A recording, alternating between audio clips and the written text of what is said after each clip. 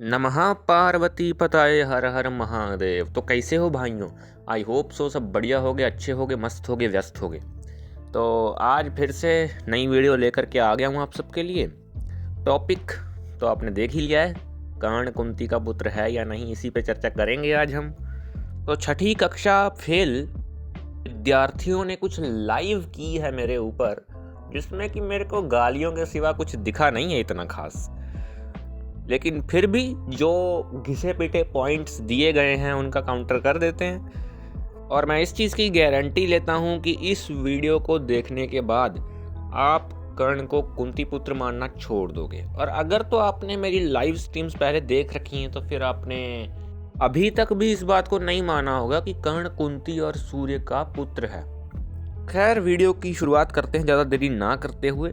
तो जो तर्क दिए गए हैं छठी फेल विद्यार्थियों के द्वारा, सॉरी यार, कुतर्क दिए गए हैं, तर्क तो दे ही नहीं सकते ये, कुतर्क जो दिए गए हैं उनमें से पहला कुतर्क ये है कि हम क्यों माने खील भाग को। खील भाग तो बाद में आएगा, हम तो महाभारत से ही चर्चा करेंगे। हमें तो महाभारत से ही ज्ञान हो गया है कि कुंती और सूर्य का पुत्र है कर्ण देवता। हम क्यों माने हरिवंश पर्व की, हरिवंश पुराण की क्यों माने हम? खील भाग तो बाद में आएगा, खील भाग तो कम इम्पोर्टेंट है, पहले तो महाभारत का संहिता भाग मानेंगे हम। तो ठीक है भैया, इनका ये कुतर्क ले लिया हमने। दूसरा इन्होंने कुतर्क दिया है कि महाभारत में कर्ण के कुंती और सूर्य के पुत्र होने के बहुत से क्रॉस रेफरेंसेस हैं, और वो क्रॉस रेफरेंसेस इन्होंने दिखाए भी हैं थोड़े बहुत, जहां से ये सिद्ध होता है कि भैया कर्ण देवता जो है ना वो तो कुंती और सूर्य का ही पुत्र है। और तीसरा कुतर्क जो इनके द्वारा दिया गया है वो तो बहुत भाई फनी है, हंस हंस के टेढ़े हो जाओगे भाई। क्या दिया है कि भैया अगर तुम कुंती के द्वारा, सूर्य के द्वारा कर्ण का जन्म नहीं मानते तो फिर तुम लोग द्रोण का जन्म कैसे सिद्ध करोगे? तो तीसरा इन्होंने सिर्फ कुतर्क नहीं किया है, कुतर्क के रूप में एक चैलेंज ठोक दिया है मेरे लिए कि अगर तुम कुंती और सूर्य के द्वारा कर्ण का जन्म नहीं मानते हो तो फिर तुम द्रोण का जन्म कैसे सिद्ध करोगे? द्रोण का जन्म सिद्ध करके दिखाओ, चैलेंज दे दिया। तो ठीक है भाई, चैलेंज एक्सेप्ट करता हूं मैं। तो सबसे पहले छठी फेल विद्यार्थियों के जो पहले दो कुतर्क हैं वो आपस में इंटरकनेक्टेड हैं, ठीक है। इस वीडियो में पहला कुतर्क इनका ये है कि खील भाग की इंपॉर्टेंस कम है संहिता भाग से, पहले तो मेनली महाभारत की मानी जाएगी, ठीक है। दूसरा इनका कुतर्क है कि कुंती और सूर्य का पुत्र है कर्ण देवता, इसके बहुत से क्रॉस रेफरेंसेस मिल जाते हैं महाभारत के अंदर ही। तो इन दो पॉइंट्स पर मैं एक साथ चर्चा करता हूं, इन दोनों को तो एक साथ निपटाऊंगा। तो क्या है भैया कि खील भाग की इंपॉर्टेंस कहीं पर भी मैंने ये नहीं कहा है कि संहिता भाग से ज़्यादा है या संहिता भाग कुछ भी नहीं है खील भाग के आगे, ये मैंने कहीं पे भी स्टेटमेंट नहीं दी है। दी है तो बता दो भाई, ये मैंने स्टेटमेंट नहीं दी है। खील भाग को मानना क्यों पड़ रहा है कर्ण के जन्म के मामले में वो मैं बताऊंगा आगे वीडियो में, ठीक है। भी एक ओवरव्यू सुन लो कि खील भाग की इसीलिए माननी पड़ रही है क्योंकि भैया आपकी जो मेन महाभारत आप लेके बैठे हो ना, इसमें बहुत ज़्यादा कन्फ्यूज़न है, बहुत ज़्यादा कॉन्ट्राडिक्शन है कर्ण के जन्म को लेकर के, ठीक है। और ये आपको दिखा देते हैं अभी। ये बहुत फनी कथा है भैया, पढ़िए पढ़िए, मैं भी पढ़ देता हूँ। यहाँ पे क्या होता है ना कि कुंती के जो फादर, कुंती के बारे में बता रखा है सारा कि कुंती के जो फादर हैं उन्होंने उसको कुंती भोज को दे दिया, ठीक है। तो कुंती भोज ने उसको पाला, तो कुंती का नेचर था ब्राह्मणों की सेवा करना, मेहमानों की सेवा करना, ये वो खातिरदारी करना, ये उसका नेचर था, स्वभाव था उसका, ठीक है। तो एक दिन दुर्वासा ऋषि पधारे। दुर्वासा ऋषि तो भैया आप जानते ही हो, बहुत ज़्यादा रूड थे वो, तो उनके रूड बिहेवियर के बारे में तो सब लोग जानते ही हैं। तो कुंती ने उनकी काफ़ी ज़्यादा सेवा करी, ठीक है, उनको पूरा संतोष दिया अपनी सेवा से। तो फिर दुर्वासा जी ने उनको यानी कुंती माता को एक मंत्र दिया और साथ में कह दिया कि इस मंत्र का जब तुम प्रयोग करोगी तो जिस भी देवता के ऊपर करोगी वो देवता तुमको पुत्र दे करके जाएगा। अब क्योंकि वो बच्ची थी तो वो हो गई क्यूरियस, उसने क्या किया बाद में कि सूर्य देव के ऊपर इस मंत्र का प्रयोग कर दिया। अब जैसे कि दुर्वासा ऋषि ने कहा था कि जिस भी देवता के ऊपर मंत्र का प्रयोग करोगी वो देवता आएगा और तुमको पुत्र दे जाएगा। तो सूर्य भगवान भैया आ गए, सूर्यदेव आ गए। और यहाँ पे बोरी के अनुसार बोल रहा हूँ, सूर्यदेव ने एम्ब्रियो स्थापित कर दिया कुंती के गर्भ में।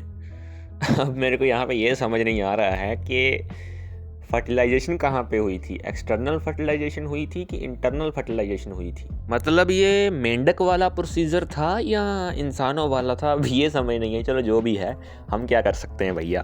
तो यहाँ पे ना सीधा ही एम्ब्रियो बन गया और एम्ब्रियो सूर्यदेव ने उसके गर्भ में स्थापित कर दिया कुंती के। अब फिर वहाँ से पता नहीं कैसे भाई, जैसे हम ब्लिंकिट से ऑर्डर करते हैं और 10 मिनट में आ नहीं जाता ऑर्डर, वैसे भाई साहब एकदम उसी समय कर्ण देवता का जन्म हो गया भाई। तो Blinkit is inspired from Suryadev, आप ऐसा भी कह सकते हो। तो भाई वो जो बच्चा पैदा हुआ था उसके पास जन्म से ही दिव्य कवच कुंडल थे, बहुत अच्छा योद्धा था वो, ठीक है। कर्ण उसका नाम है, वो तो आप लोग जानते ही हो। तो बच्चे के पैदा होने के बाद सूर्यदेव क्या करते हैं ना भाई, सूर्यदेव बच्चा तो दे दिया, अब तो सूर्यदेव ना उसकी वर्जिनिटी को रिस्टोर कर देते हैं। यहाँ पे लिखा है कि कुंती की वर्जिनिटी को सूर्यदेव रिस्टोर कर देते हैं। अब यहाँ पे एक पॉइंट और है कि यार अगर रिस्टोर करी है इसका मतलब कुछ हुआ भी होगा, तभी तो रिस्टोर करने की आवश्यकता पड़ी है। तो खैर जो भी है, यहाँ से हमको इतना पता चल जाता है कि भाई एकदम 10-15 मिनट में ही बच्चे का जन्म हो गया, कर्ण का जन्म हो गया, ठीक है, या उससे भी कम समय में। कुंती ने मंत्र पढ़ा, सूर्यदेव आए, सूर्यदेव ने एम्ब्रियो स्थापित कर दिया उसके गर्भ में, बच्चा पैदा हो गया, सूर्यदेव ने उसकी वर्जिनिटी लौटा दी और चले गए। अब ये आप गीता प्रेस से भी देख लीजिए, कुंती के साथ प्रकाश और गर्मी उत्पन्न करने वाले ये जो हमारे सूर्य देवता हैं, इन्होंने समागम किया और उसी समय कर्ण का जन्म हो गया। और ये कर्ण भक्तों का बहुत फेवरेट रेफरेंस भी है। कर्ण भक्त यहीं से तो कहते हैं कि पहले से ही डिसाइडेड था, दुर्वासा तो कह गए थे कि जिस भी देवता को बुलाओगे पुत्र दे करके जाएगा। ये बहुत फेवरेट रेफरेंस है उनका, ऐसे रेफरेंसेस बहुत फेवरेट हैं कर्ण भक्तों के। अब यहाँ से संभव पर्व के इस प्रसंग से 3 ही पॉइंट्स मैं देता हूँ।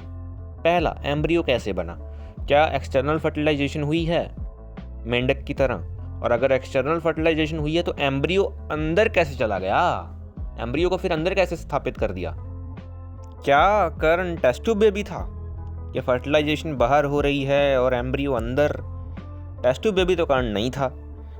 अब मान लो सूर्यदेव में शक्ति है, ठीक है, सूर्यदेव में शक्ति है, हमने मान लिया, तो फिर सूर्यदेव कुछ ऐसा भी तो कर सकते थे कि अगर फर्टिलाइजेशन एक्सटर्नल है, फर्टिलाइजेशन बाहर हो गई है, तो भाई एम्ब्रियो भी बाहर ही हो जाए, एम्ब्रियो भी बाहर ही डेवलप हो जाए, पूरा मेंढकों वाला सिस्टम कर देते। फिर सूर्यदेव के लिए तो कुछ भी इम्पॉसिबल नहीं है ना, क्यों कर्ण फैंस, है ना। तो एक्सटर्नल फर्टिलाइजेशन और एम्ब्रियो भी बाहर, ऐसा ज़्यादा लॉजिकल होता, लेकिन सूर्यदेव ने एम्ब्रियो अंदर क्यों डाला है मेरे को ये समझ नहीं आई है। किसी कर्ण फैन के दिमाग में ये आए तो मेरे को समझा देना भाई। अब दूसरा पॉइंट ये है कि जब कुंती और सूर्य में इंटरकोर्स हुआ तो कुंती जली क्यों नहीं। अब इसमें ये मत कह देना भैया कि शक्ति वक्ति थी, ना ना ना ना, ये नहीं कहने दूंगा मैं। अगर ये किसी ने कहा ना कि भैया सूर्य देव की शक्ति थी, वो कुछ भी कर सकते हैं, तो ये चप्पल मेरे पास ही पड़ी है, ला के मारूंगा और ऑनलाइन फ़ोन से निकल के बाहर पड़ेगी वो तुम्हारे, ठीक है। ये नहीं कहने दूंगा क्योंकि संभव पर्व में ही लिखा है कि कर्ण सेलेस्टियल सन से पैदा हुआ था।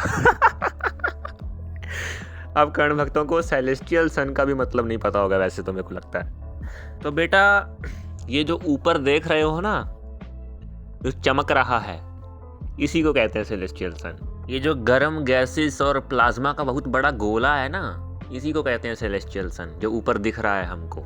इसमें कुछ डिवाइन नहीं होता है, ये वही सूर्य है जिसकी वजह से स्किन की डिजीजेस भी हो सकती हैं कई लोगों को। ये सेलेस्टियल सन है, स्पष्ट रूप से लिखा है यहाँ पे। तो कितना ही कोई सूर्य भक्त हो, रेडिएशन से अगर आंखों को नुकसान होना है तो होगा, फिर चाहे अगला रोज सूर्य को जल दे रहा है, कितना ही कोई सूर्य भक्त है, कितना ही कोई कर्ण फैन है, ये सेलेस्टियल सन वो है जो बख्शे ना किसी को। समझ गए बात को।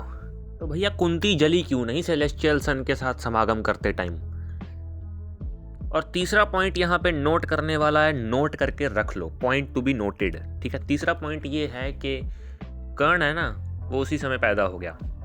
कुंती ने मंत्र प्रयोग किया, सूर्य देवता आए, एम्ब्रियो स्थापित किया, कर्ण का जन्म हुआ, सूर्यदेव उसकी वर्जिनिटी रिस्टोर करके वापस चले गए, ठीक है।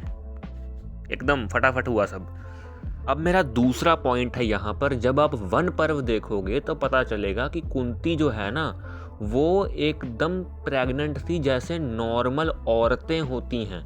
कोई ऐसे नहीं हुआ है कि सूर्यदेव आए और एम्ब्रियो स्थापित कर दिया और चले गए भैया सूर्यदेव और कर्ण पैदा हो गया, ऐसे नहीं हुआ है। वहाँ पे प्रॉपर जैसे बाकी महिलाएं प्रेग्नेंट होती हैं वैसे ही कुंती हुई है। और कुंती ने अपने सारे रिश्तेदारों से, सभी जान पहचान के लोगों से छुपा करके रखा कि वो प्रेग्नेंट है। लिखा है यहाँ पे, पढ़ लो कि कुंती ने छुपा के रखा अपने सभी रिश्तेदार, सभी जानकारों से कि वो प्रेग्नेंट है। सिर्फ उसकी नर्स को पता था जो उसकी सेवा करती थी।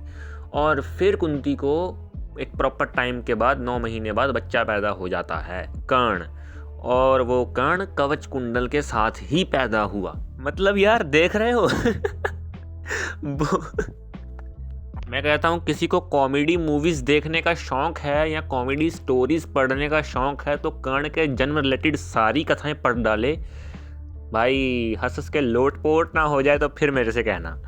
अब यहाँ वन पर्व के प्रमाण से मैं सिर्फ 2 ही पॉइंट दूंगा, 2 ही काफ़ी हैं, कि जब कुंती प्रेग्नेंट हुई है और प्रॉपर तरीके से कर्ण का जन्म हुआ है तो कुंती ने अपना पेट छुपाया कैसे?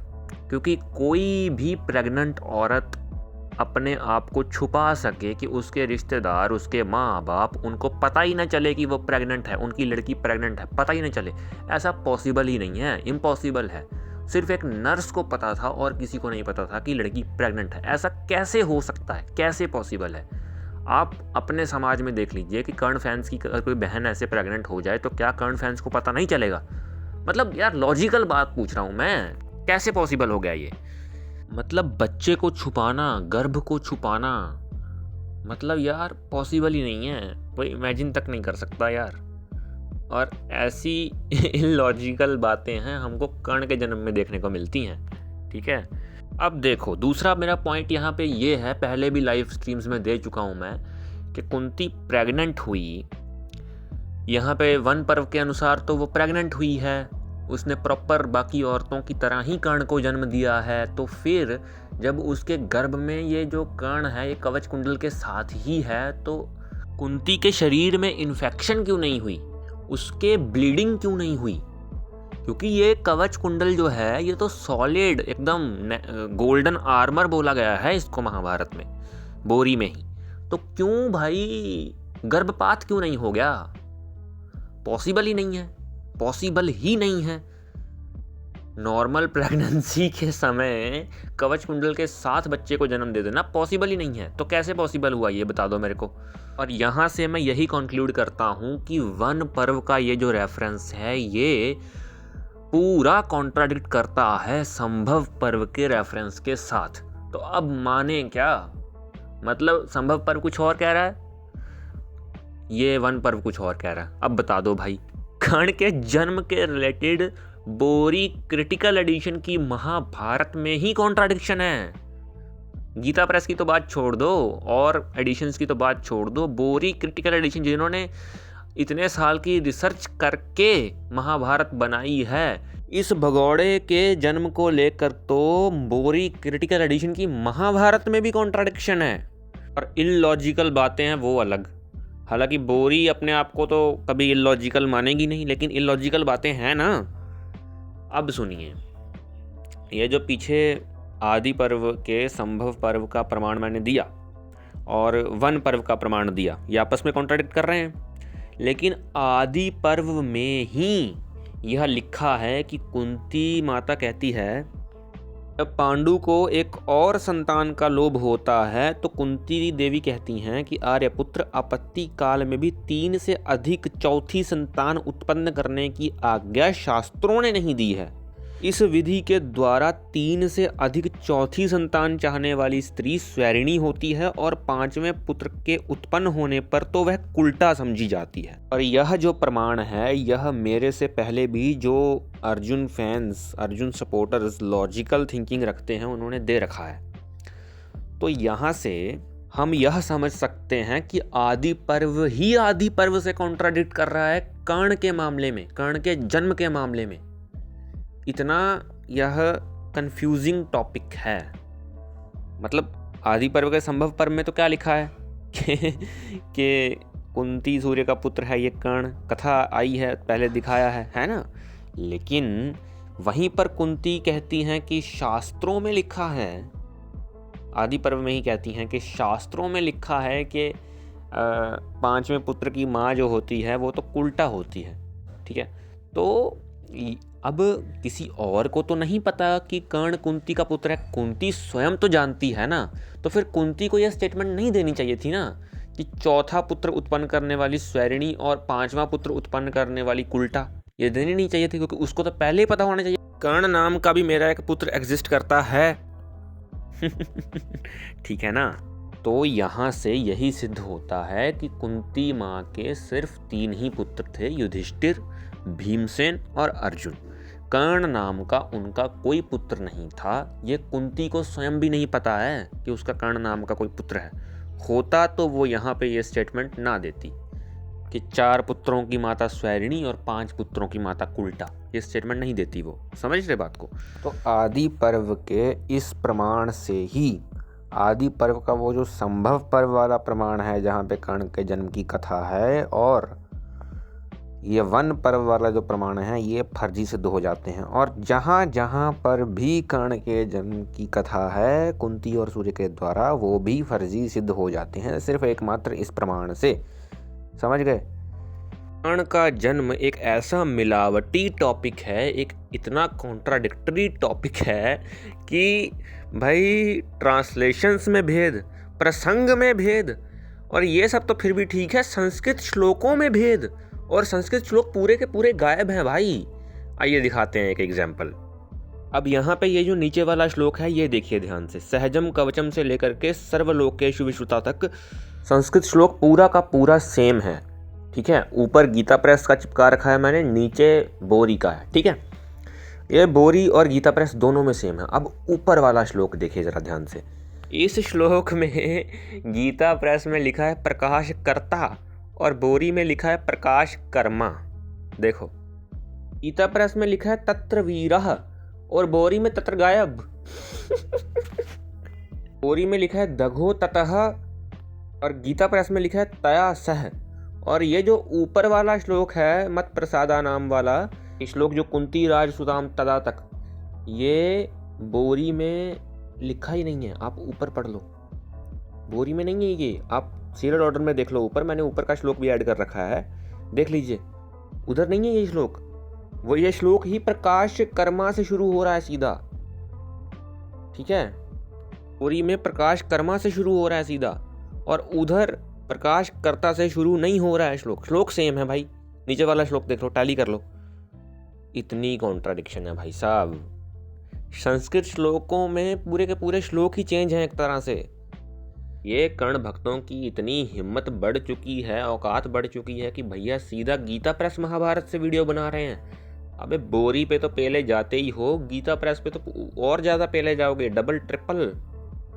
और ये कर्ण, फर्जी कर्ण, फर्जी कुंती पुत्र, फर्जी सूर्य पुत्र, इसकी वजह से भाई ट्रांसलेशंस में कॉन्ट्राडिक्शन, प्रसंग में कॉन्ट्राडिक्शन और श्लोकों में भी कॉन्ट्राडिक्शन। भाई पूरे के पूरे श्लोक बदल रखे हैं। ये है भगौड़ा भाई, भगौड़ा। तो बोरी की महाभारत में भी कर्ण के जन्म को लेकर के कॉन्ट्राडिक्शंस हैं, और बोरी ने तो खुद ही हाथ खींच लिया है ये कर्ण के जन्म वाले टॉपिक से।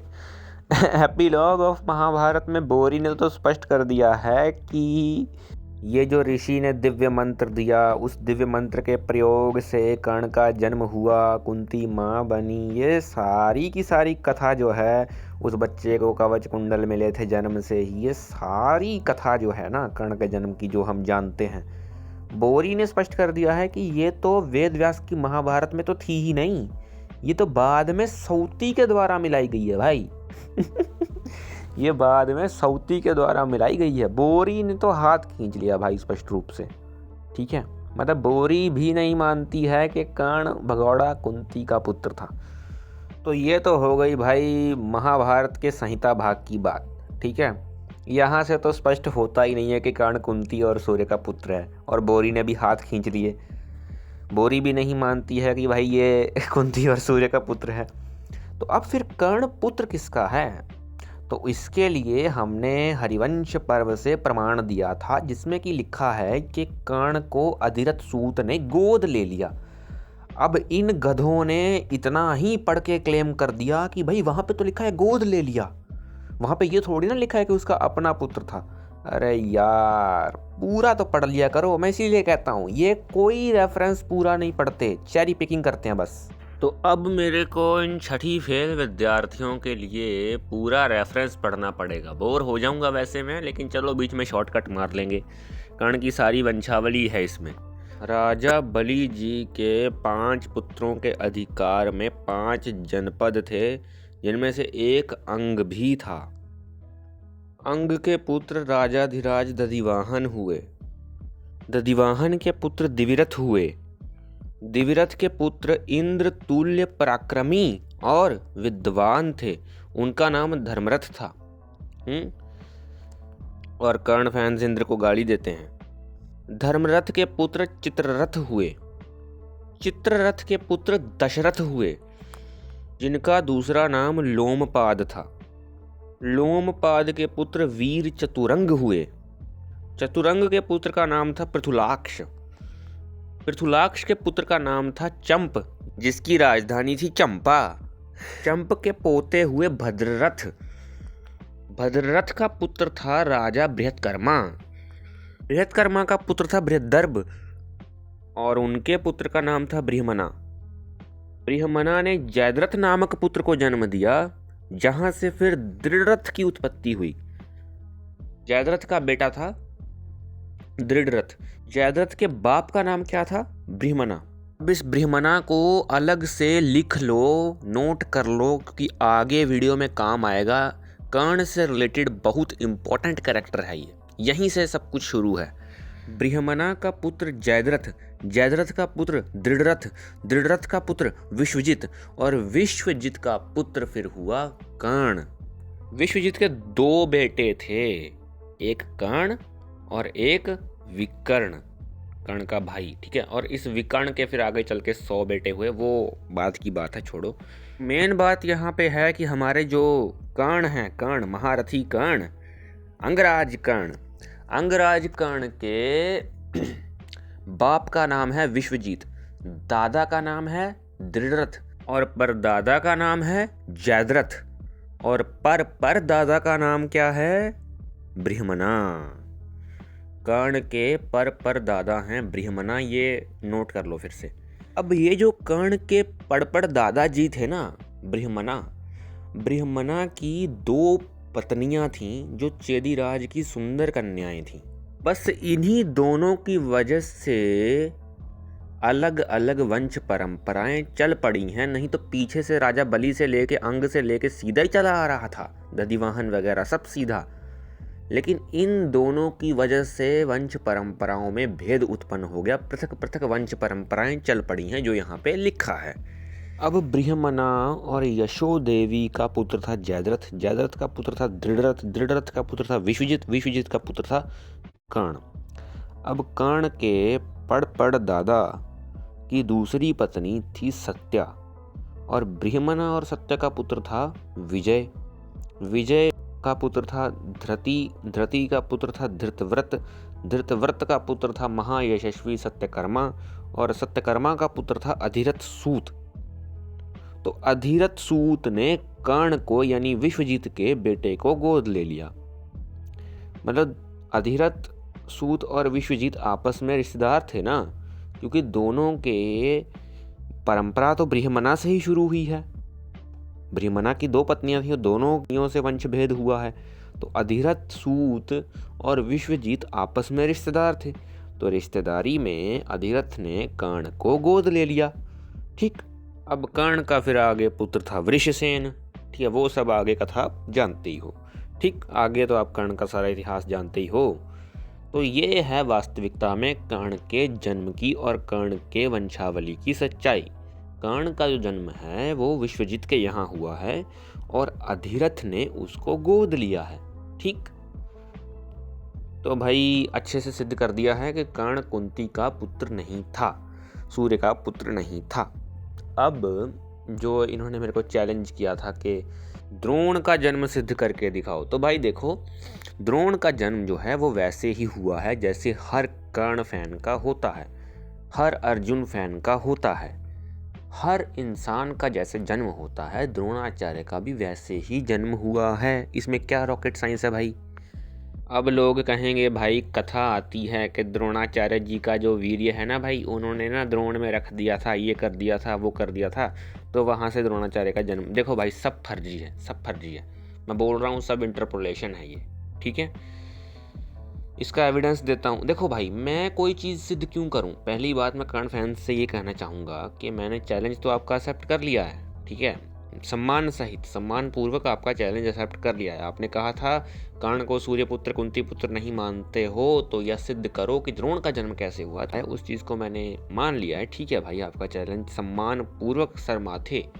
लेकिन मैं ज़रा आपको समझाना चाहूँगा एक चीज़ कि गंगा उल्टी मत बहाया करो, उल्टी गंगा मत बहाया करो। ठीक है ना, जो काम तुम्हारा है वो काम तुम मेरे को कह रहे हो, समझ रहे हो बात को। देखो, जो चीज चली ही आ रही है, बच्चे संभोग से ही पैदा होते हैं, इंसान संभोग क्रिया से ही बच्चे पैदा कर सकता है। कर्ण फैंस भी ऐसे ही पैदा हुए हैं, अर्जुन फैंस भी ऐसे ही पैदा हुए हैं, संसार का मलेच्छ भी ऐसे ही पैदा हुआ है, संसार का ब्राह्मण भी ऐसे ही पैदा हुआ है। जो चीज़ है, जो ऑलरेडी एग्जिस्ट कर रही है, उसको प्रूव करने की आवश्यकता क्या है। ए फॉर एप्पल है तो है, उसको प्रूव करने की आवश्यकता क्या है। अब किसी को ए फॉर ट्रेन बताना है तो वो प्रूव करे ना भाई, मैं थोड़ी करूँगा। तो प्रश्न आपका गलत साइड से था, चैलेंज आपका गलत साइड से था। चैलेंज मैं कर सकता हूँ आपको कि आप द्रोणाचार्य का जन्म सिद्ध करके दिखाओ जैसे आप मानते हो, आप मेरे को नहीं कर सकते हो। ठीक, लेकिन फिर भी भीष्म पितामह युधिष्ठिर से डायरेक्ट मनु महाराज की बात कहते हैं कि ईश्वर ने जब सब कुछ रचा था तो तब ईश्वर को किसी भी सेक्सुअल इंटरकोर्स की आवश्यकता नहीं पड़ी। जब प्रथम सृष्टि उन्होंने की थी तब उन्होंने किसी भी प्रकार के सेक्सुअल इंटरकोर्स को अंजाम नहीं दिया था। लेकिन एक बार ईश्वर ने सृष्टि रच दी, अब जो ईश्वर के रचे हुए जीव हैं वह सेक्सुअल इंटरकोर्स से ही बच्चे पैदा कर सकते हैं, स्पेशली ह्यूमंस। ठीक, यहाँ से ये बात सिद्ध होती है। तो ये तो बात ऑलरेडी प्रूवन है, महाभारत में प्रूवन है कि इंसान तो सेक्सुअल इंटरकोर्स से ही बच्चे पैदा कर सकता है। ईश्वर ने पहले कर दिया विदाउट सेक्सुअल इंटरकोर्स, तो कर दिया। अब नहीं, अब कोई इंसान नहीं है जो विदाउट इंटरकोर्स बच्चे पैदा कर दे। कुंती कैसे कर देंगी, भरद्वाज कैसे कर देंगे, ये लोग ईश्वर का सिद्धांत थोड़ी तोड़ देंगे, ईश्वर द्वारा स्थापित रूल थोड़ी ना तोड़ देंगे कि भरद्वाज ऋषि ईश्वर द्वारा स्थापित रूल ही तोड़ दें, कुंती ईश्वर द्वारा स्थापित रूल ही तोड़ दें, ऐसा नहीं होगा। ठीक है ना, सेक्सुअल इंटरकोर्स से ही बच्चा पैदा होगा। द्रोण के लिए स्पेशली ये मैंने रेफरेंस दिया है। ठीक है, तो आशा करता हूँ आप सबको इस वीडियो में दिया गया एक एक प्रमाण समझ आ गया होगा और अब से आप लोग भी कर्ण को विश्वजीत की परंपरा का, विश्वजीत के वंश का मानेंगे। वो भी एक महान वंश है, अंग देश में ही वो पैदा हुआ था। वह किसी भी प्रकार से कुंती और सूर्य का पुत्र नहीं है। ना महाभारत इस बात का समर्थन करती है, ना महाभारत का कील भाग यानी हरिवंश पर्व, और ना ही बोरी स्वयं इस बात का समर्थन करता है। बोरी भी यही कहता है कि ये सऊती द्वारा मिलाई गई कथा है, वेद व्यास की महाभारत में नहीं थी। ठीक, तो यहाँ से जो कुछ लोग बोलते हैं ना कि कर्ण ने युद्ध में किसी प्रमुख वॉरियर को इसीलिए नहीं मारा था, सात्यकी को इसीलिए नहीं मारा, भीम को इसलिए नहीं मारा कि उसने तो युद्ध की पहले से ही भविष्यवाणी कर दी थी, तो वो सब बातें फर्जी हो जाती हैं। वो कुंती का पुत्र ही नहीं था, सूर्य का पुत्र ही नहीं था वो, तो कृष्ण भगवान उससे मिलने क्यों जाते, कर्ण कृष्ण संवाद क्यों होता, कोई सेंस नहीं बनती है। ठीक है, तो वो सब मिलावट है। चलो भाइयों, मिलते हैं फिर और किसी वीडियो में। नमः पार्वती पताये हर हर महादेव।